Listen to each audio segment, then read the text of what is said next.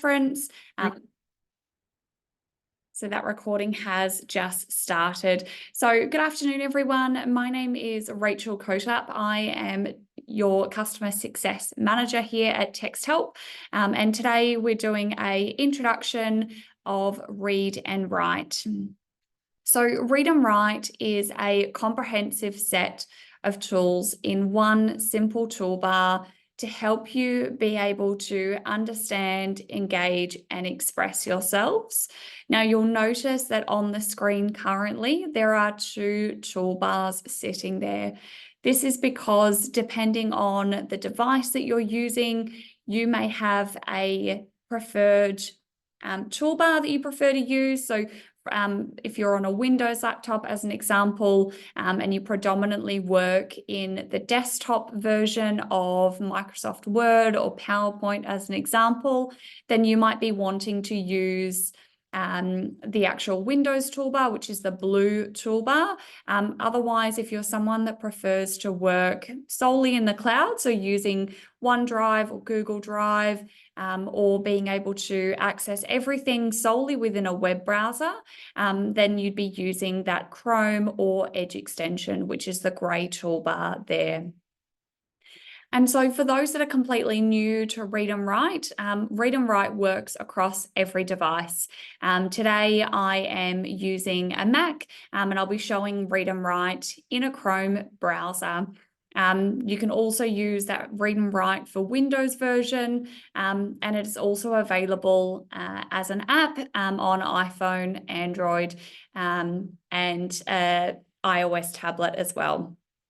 Read and Write works across every different file type. So it doesn't matter whether you're within Word, whether you're using Word Online, whether you're within a web browser, PDF, if you're accessing an EPUB, maybe you've got an image with some text sitting in it, or maybe you're even accessing a video that might have some text that you want to be able to pull out and access. And it's important to know that the University of Canterbury provide access for all staff and students to be able to access this software. And you can access this when you're on campus or at home, or if you're out in the workplace as well. All you need to be able to do is simply sign in using your University of Canterbury email address, and this will give you access directly. So the easiest way for you to get on and download the software is simply by visiting our website, texthelp.com, select products, and then navigate to Read and Write. And then you'll see this Try Read and Write button. Now, when you click onto this, it's going to prompt you to select what device you want to install Read and Write on. So for the purpose of today, I'm using the Google Chrome version, as I mentioned, but if you wanted to download the Windows version, you'd be able to go through and do that directly from there as well. And in terms of what needs to be installed, there's a couple of key things to note. So if you're using the Windows version, so that's the desktop software that can be downloaded, you need to install the toolbar itself, which is Read and Write. And then once you've actually installed that and signed in using your email, you will be prompted to install this little extension here, which is called Support for Read and Write Desktop. This then simply allows that blue Windows toolbar to be used when you are accessing the web and being able to go through and access any content directly on there as well. The last one is Orbit Note. So Orbit Note is there as our PDF reader and annotation tool. I'm not going to dive deep in that today because we do have a follow-up session that will be targeted on Orbit Note directly. So if you do a lot of things with PDFs, if you're reading a lot of PDFs, if you're wanting to be able to actually annotate and type directly on those PDFs digitally, then be sure to obviously register for that session or watch the recording back from there. And then if you're using the Chrome or Edge version of Read and Write, in a similar way, there are 3 parts to install. So there's the actual toolbar itself. There's also the screenshot reader. Now, this is part of one of the tools that sits in the toolbar, and this is simply to be able to access any inaccessible text. And I'll show you an example of what I mean when I say that. And then just like before, the last one is Orbit Note directly from there as well, which I'll go through. So who is Read and Write useful for? It's there for everyone.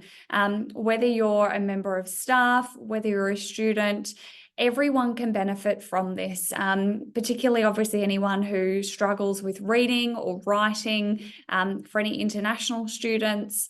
And ultimately, it's going to help boost your productivity and save you time, which we know is so important when you're working through your courses. And also having that ability to support multiple languages directly within the toolbar itself. So as I said, we will have a follow-up session that will go through Orbit Note, our PDF reader. But the important thing to know is that this will pull across all of your PDFs, and it uses those same tools that you're going to see in Read and Write today. So it's nice and easy, not too much for you to understand in being able to go through and use those tools directly. And so I'm going to jump in and start to take you through Read and Write. So if I go into the University of Canterbury, if I just, for example, wanted to look at a particular course, when I tap onto my Read and Write jigsaw piece, which sits up in my extensions just at the end of my address bar. So if I follow along the URL and go all the way across to the right-hand corner, this is where I will find Read and Write. Now, a quick little tip is that if it isn't sitting in the top here and all you can see is this gray jigsaw piece, I'd suggest tapping onto that and then pressing the push pin that sits at the end of Read and Write for Google Chrome. By doing this, it simply means that it'll sit on the toolbar ready for you to be able to go through and access. And then once you've actually gone through that, it will then prompt you to sign in. So you need to make sure that you've installed the software first, and then it uses your Google profile. So whatever account you are signed in with, or if you're signing in via Microsoft, it will authenticate through in that sense, and then that will then enable you to be able to have full access to all of the tools on the toolbar from there. The first thing that I wanted to say is that with Read and Write, you'll notice that there are several tools that sit on the toolbar. Now we can go through and personalize using the 3 dots that sits at the end of the toolbar. From here, we can tap onto the cogwheel and select Settings. We can then tap on Features, and this is where we're then able to go through and turn off certain features that perhaps we don't want to use. You'll notice that as I do this, it reduces the number of tools that sits on my toolbar for me to be able to go through and access, and I can toggle off as many or as few that I want to be able to go through and use. So as an example, one of the big things that we find that's really supportive when it comes to being able to access information is through the use of text-to-speech. So that ability to have any information, whether it's in a document or a website, read aloud to us. And we can do that by simply selecting the text that we want read aloud, coming up to the top of the toolbar and selecting the play icon.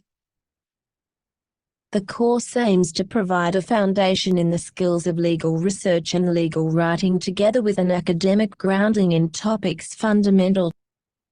And what you'll notice is as that's being read aloud, it uses that dual highlight. So this is going to help you in being able to follow and access that information as it's read aloud to you directly.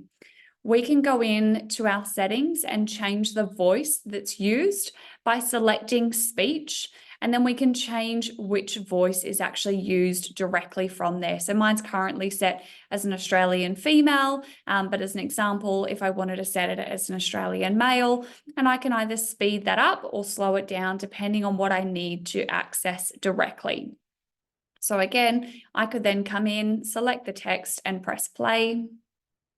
The course will involve training by way of proactive exercise. And I can go in and then access that information. Now, with the Chrome extension or the Windows version of Read&Write, once you have set those settings on your device, they will always remain the same. So it's one of the benefits of being able to use that is once you've set those settings, you'll be able to access that every time directly. Now, whilst being able to use text-to-speech is great in being able to quickly access that information, it doesn't always mean that we know everything that we're reading through directly. So one of the things that we can do is we can select any word within our website or document that we're accessing, and we can come up and select the book icon, which is our dictionary. This will then provide us with a definition, a text-based definition that I can press play to have read aloud. Noun. The study of different things to try to find out all the facts about them. I've also got the ability to use a picture dictionary as well, and this can be useful for whatever reason. Mine's not showing at the moment, but that picture dictionary will just provide you with a picture symbol to go alongside that definition. This can be useful for some learners, particularly those where English might be an additional language for you, in being able to actually understand and comprehend not just the text-based definition, but really being able to understand what that word actually is as we go through and do so. Now, what about if we're working in a document?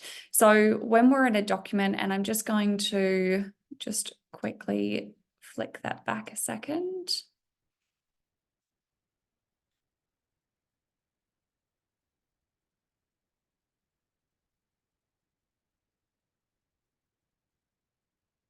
Perfect.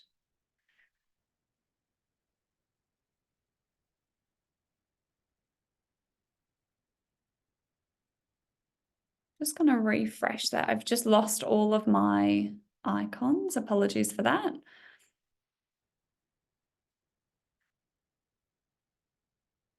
Perfect. So when I'm in a document, I've got a Google Doc open at the moment. This could be a Word doc. It doesn't matter what type of document it is. And again, I can go through and I can use that text to speech to be able to access that information directly. But one of the other things is that, yes, text to speech is great when we are on our device and we've got the internet and we want to be able to listen to that. But one of the things that we know within university courses is that there is a lot of reading that you need to do. And sometimes you might not want to just simply be sitting at your device to be able to read that. And so what we can actually do is we can select any text, again, if it's on a document or if it's in a website. And what we're then able to go up and do is to select the page with the headphones across the top. This is then going to generate a downloadable MP3 file that we can then listen to. So actually, rather than being dependent on that text to speech, I can then go in, select that MP3 file, and I can listen to that as an audio recording. Chapter 1. Introducing Psychology. Psychology is the scientific study of mind and behavior. And this will pull through your standard text-to-speech settings. So just be mindful of however fast or what voice you've chosen, this is what's going to be turned out as that MP3 file. But I can then send that to my phone. I can listen to it when I'm traveling or wherever I am. I'm then not dependent on being able to actually use text-to-speech directly within that document right away directly. The other thing that I wanted to show you is our screen masking. So for some users, being able to actually tint their screen or use a block to be able to help them in following along as they read and access that information directly. And so what we can do is we can tap onto this little cogwheel here. This will then allow us to change the color that's used for that ruler, and I can choose to make that more opaque as well. So currently I now have a light yellow ruler that I can use to help me in being able to go through and read this information in my document. I could also use this as an entire color overlay on my screen. So I just simply need to select the same color directly. And then just toggle off that reading light. And what you'll see now is that I suddenly have a green overlay on my screen. Now I can select any color, it doesn't need to be green. And this is just going to be useful for some users in being able to access that information when they're going through and reading it from there as well. The next thing I wanted to jump in and show you is the highlights. So the highlights are one of the top used tools within Read and Write directly. And what this enables you to do is you can go through and start highlighting key parts of information as you go through and read. Now, again, I can do this from a website. I could do it in a document. I could do this on a PDF as well. But I'm just going to show you what happens. So once I've actually gone through and highlighted all of the key important parts that I want to be able to access, I can then go up to the toolbar and use the four arrows that spin around in a circle to collect the highlights. This will then allow me to choose to collect them based on color. So I could group all of my important information. I could collect all of my research points. I could collect all of my quotes together, or I can do it based on position that I've actually kept them within that document directly. Then when I tap OK, this will then pull all of those highlights into a single Word document for me to be able to go through and access that information directly. So you'll see there that that has pulled every little bit that I've highlighted into that one document. It'll also reference back where that information has actually come from. So if that's a website, if it's a PDF, if it's a document, it's going to then link back to that information that you can go in and access directly from there. So what about when we're going through, I mentioned before, our dictionaries. What about translation? So for students where English isn't their first language, we can go through and we can use the translation tool. And the translation tool is just a single word translation, which, apologies, doesn't want to show up for me today. I'll just try it on our website.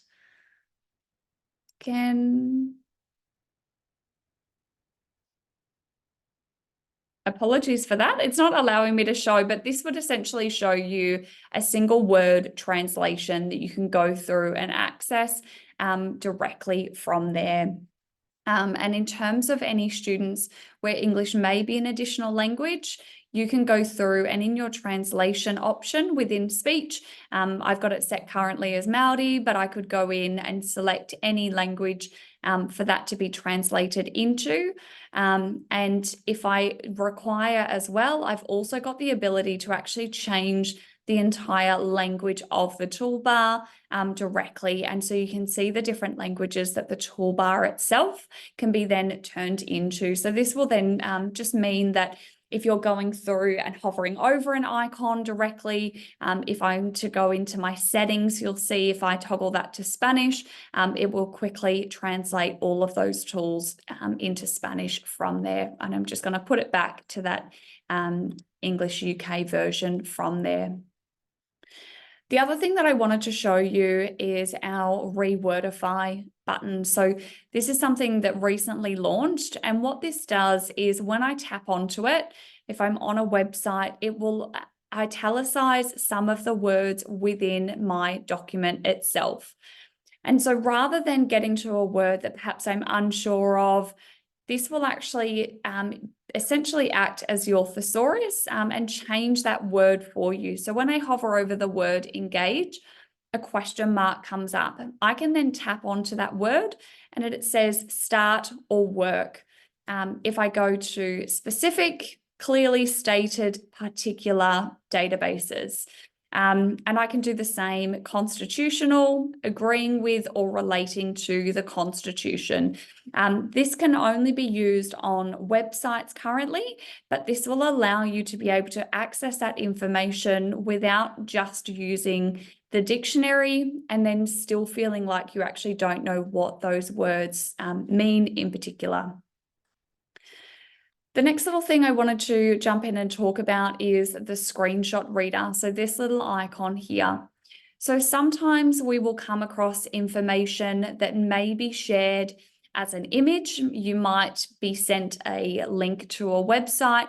You may have something sitting within one of your courses that is inaccessible. This means that if I was to go up to my toolbar and press the play button, or if I was to try and use that with the dictionary, this wouldn't work. And so what I can actually do is this screenshot reader, I've got an image of the heart here.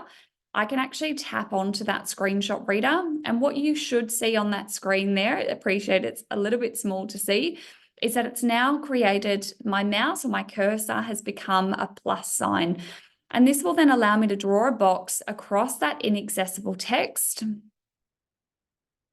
Right coronary artery. And that's going to then read that out directly. So I can do this for, it might be a poem as an example. It might be a box of text on a website that's actually locked down that won't allow me to access that content.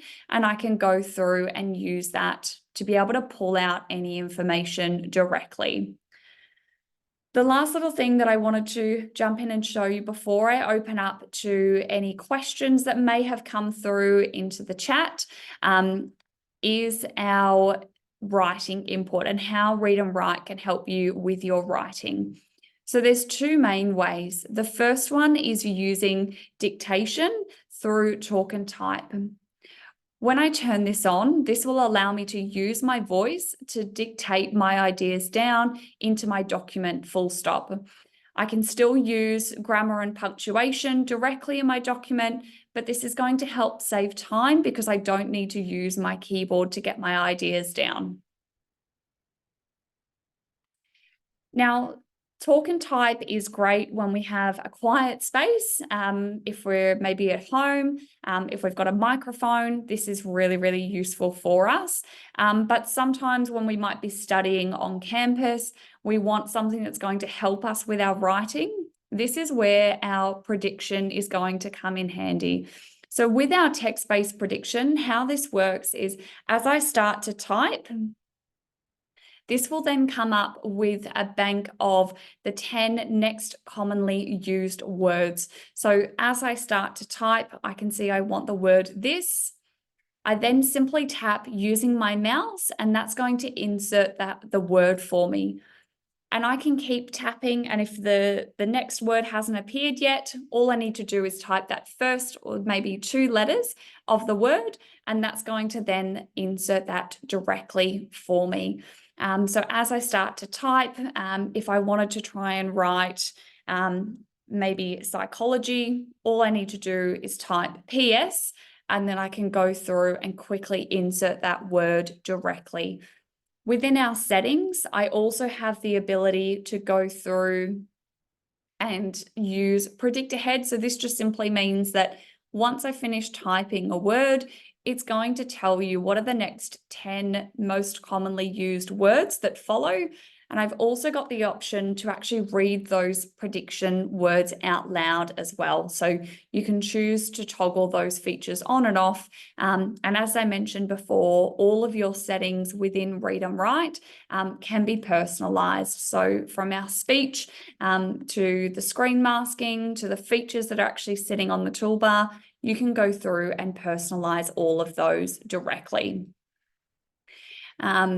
And then the last thing that I wanted to just point you to is our Academy. So you'll obviously have this recording to go back to, but if anyone is after any quick videos to help them in learning how to use a particular tool, all you need to do is visit academy.texthelp.com, select Read and Write, and then I'd navigate you to the feature tours.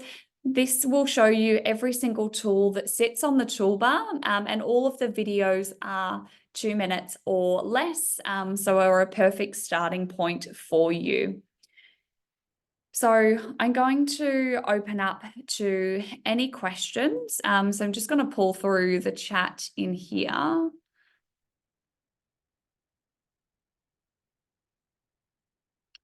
So Lisa, in terms of the Māori pronunciation, assuming, is that with the translation tool that you're referring to?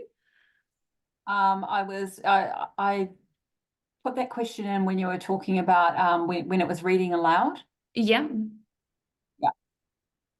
So with that, the Māori voice isn't available, and this isn't something that is we can do anything of, unfortunately.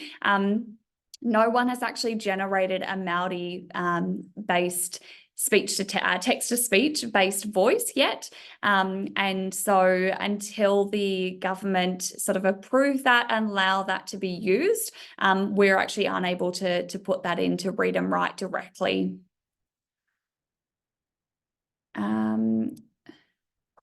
Yep, so there was a question in terms of how I can use it with Word or PowerPoint.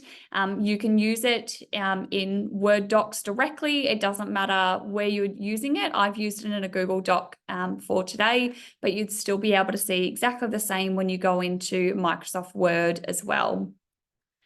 Another question in terms of using it inside of Adobe. Assuming you're talking about PDFs directly, you would need to use Orbit Note in terms of being able to go through and access that. Otherwise, you would be able to use that screenshot reader to be able to pull out any text that's within there as well. Susan, in terms of Chinese translation, there is the option for Chinese in the translation option directly. I think you're referring to the language more so that the toolbar is set as.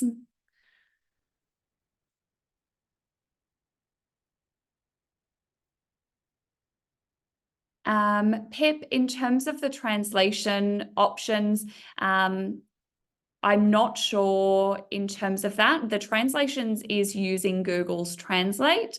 So I wouldn't be able to talk to whether it covers that particular point directly. It is just using Google's Translate from there. Rachel, can I just clarify? I asked about the Chinese translation. I'm wanting to know if a child is reading a piece of English text, doesn't understand the word, can he select that word and have it translated into whatever Chinese language? Yes. So I just have to apologize because my translation tool, for whatever reason, isn't coming up. So I'm unable to show you that. So I apologize. But yes, That's all you would need to do is go into your settings and then select your speech. And then in your translation, you'd be able to then go through and select your different Chinese options within there directly. And so that list showed us before was only about, seemed to be European languages mainly. What was that? A different? So the translation is single word translation. Within the actual language section, this is referring to actually changing the way that your definitions would also appear. So as an example, if I set that to Spanish, if I was to then go up and select a word and access my definition, this is now going to be in Spanish when it goes through and actually uses the tools directly. So if I was to go onto a Spanish website, that would actually go through and translate that and access all of that information. So your speech to text, your dictionaries, the translation of each of the tools is now in Spanish. So that's why that's limited in terms of the functionality. But from a translation perspective, you've got several options available there. Great, thank you. No worries. Susan, in terms of the punctuation prompts, they all just use standard English. So full stop, comma, we do have a list of them if you require sort of any that aren't coming up in particular for you.